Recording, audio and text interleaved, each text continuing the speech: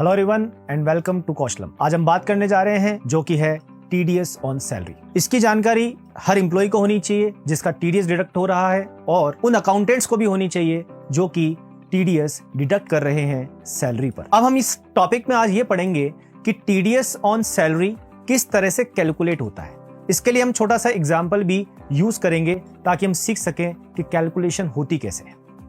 But उससे पहले हम बात करेंगे इस टॉपिक से रिलेटेड कुछ प्रोविजंस के बारे में। TDS on salary section 192 of income tax के प्रोविजंस यहां अप्लाई होते हैं। टीडीएस ऑन सैलरी, जैसा कि हम बात कर रहे हैं, सैलरी जो कि एक एम्प्लॉय को मिलती है उस समय टीडीएस डिडक्ट होगा जब उसे वो सैलरी पे की जाती है। क्या एम्प्लॉय की इनकम बेसिक एग्जम्पशन लिमिट को क्रॉस कर रही है?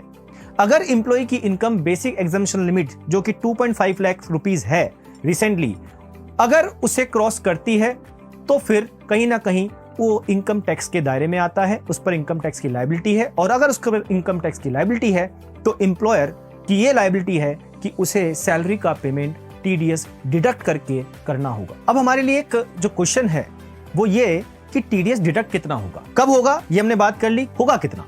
तो इनकम टैक्स में कोई फ्लैट रेट नहीं है टीडीएस ऑन सैलरी की, मतलब टीडीएस कितना डिडक्ट होगा सैलरी पर, इसकी कोई फिक्स रेट नहीं है। इसके लिए रेट आपको खुद को कैलकुलेट करनी होगी। सो हम यहां पर एक एवरेज रेट का कॉन्सेप्ट लेंगे, एवरेज रेट यूज करेंगे जिससे हम टीडीएस डिडक्ट कर सकते हैं। अब क्वेश्चन ये है कि वो एवरेज रेट कैलकुलेट कैसे होगी। उसके लिए पहले आपको क्या करना होगा, एम्प्लॉय की जो भी इनकम है उसको डिटरमाइन करने के बाद उस पर टैक्स की लायबिलिटी कैलकुलेट करनी है। अब जो भी उसकी टैक्स लायबिलिटी कैलकुलेट हुई है उस टैक्स लायबिलिटी को डिवाइड करना है उसकी एस्टिमेटेड इनकम से। इसके बाद जो रेट आएगी उसी रेट से आप टीडीएस डिडक्ट करेंगे। अब अगला सवाल यह आता है कि एम्प्लॉय कहता है कि जब मेरे यहां से टीडीएस डिडक्ट हो गया तो मुझे पता कैसे चलेगा कि कितना टीडीएस डिडक्ट हुआ है। मैं चाहता हूं कि जब मैं अपनी इनकम टैक्स रिटर्न फाइल करूं तो मेरे पास भी एक एविडेंस होना चाहिए कि इतना टीडीएस मैं ऑलरेडी पे कर चुका हूं। इसके लिए आपका एम्प्लॉयर आपको फॉर्म 16 इशू करेगा साल के एंड में, जब वो आपका टीडीएस वगैरह जमा करा देगा, अपनी एनुअल रिटर्न फाइल करेगा, आपके लिए फॉर्म 16 इशू करेगा। उस फॉर्म 16 में आपका टीडीएस रिफ्लेक्ट होगा कि कितना आपकी इनकम थी और कितना आपका टीडीएस डिडक्ट हुआ है। चलिए अब हम टीडीएस ऑन सैलरी की कैलकुलेशन को एक एग्जांपल की हेल्प से समझते हैं। सपोज एक एम्प्लॉय है जिसका नाम मनोज है, उसकी एज 32 ईयर्स है, मींस वो सीनियर सिटीजन की कैटेगरी में नहीं है।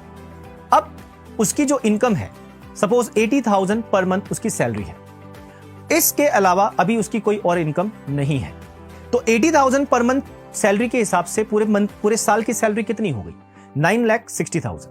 9,60,000 रुपए की इनकम पर आपको ये मान के चलिए कि हम डिडक्शन लेंगे, स्टैंडर्ड डिडक्शन, क्योंकि आप सबको पता है कि सैलरी में स्टैंडर्ड डिडक्शन अवेलेबल होता है।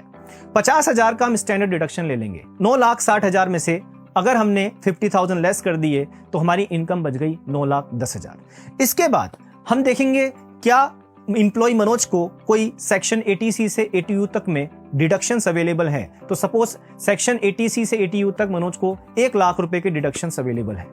अब 1 लाख के डिडक्शन आप वो भी लेस कर लीजिए, तो अब आपकी जो इनकम है वो बच जाती है 9,10,000 में से 1 लाख और गए, अब आपकी इनकम रह गई 8,10,000, 8,10,000।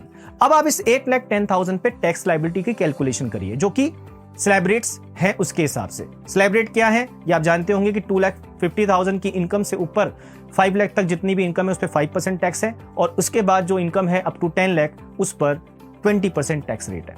तो इसके साथ आप जब टैक्स की कैलकुलेशन करेंगे, टैक्स लायबिलिटी का जो अमाउंट होगा वो आएगा 74,500। अब इस 74,500 पर आप कैलकुलेट करेंगे सेस, एजुकेशन सेस, जो कि होता है 4%। अब 74,500 पर आप 4% जब सेस कैलकुलेट करेंगे तो वो आएगा 2,980। अब आप 74,500 प्लस 2,980 को ऐड करेंगे तो टोटल टैक्स लायबिलिटी जो आ रही है मनोज की वो आ रही है 77,480। नाउ तो टैक्स लायबिलिटी हमारे पास है 77,480। अब हमारे पास उसकी इनकम थी जो कि थी 9,60,000। अब यहां से आप उसकी एक रेट कैलकुलेट करेंगे कि कितना टैक्स कैलकुलेट हुआ इतनी इनकम पर। तो 77,480 डिवाइडेड बाय हम कर देंगे 9,60,000 मल्टीप्लाई बाय 100, तो हमारे पास उसकी टैक्स रेट आ जाएगी जो कि आएगी 8.07%। अब ये जो 8.07% रेट है, इस रेट से आपको टीडीएस डिडक्ट करना है। कितना करना है? सिंपली आप उसको 80,000 पर मंथ सैलरी दे रहे हैं, 80,000 पर 8.07% आप टीडीएस डिडक्ट करेंगे तो हर मंथ का जो टीडीएस आएगा वो आएगा 6456। अब ये 6456 उसकी सैलरी में से डिडक्ट होगा और बाकी अमाउंट उसको पे किया जाएगा। तो आई होप आपको टीडीएस ऑन सैलरी के बारे में, उसकी कैलकुलेशन के बारे में ये इंफॉर्मेशन काफी हेल्प करेगी। ज्यादा इंफॉर्मेशन जो कि टीडीएस से रिलेटेड अगर आपको चाहिए तो आप हमारे ई अकाउंटेंट कोर्स को सब्सक्राइब कर सकते हैं।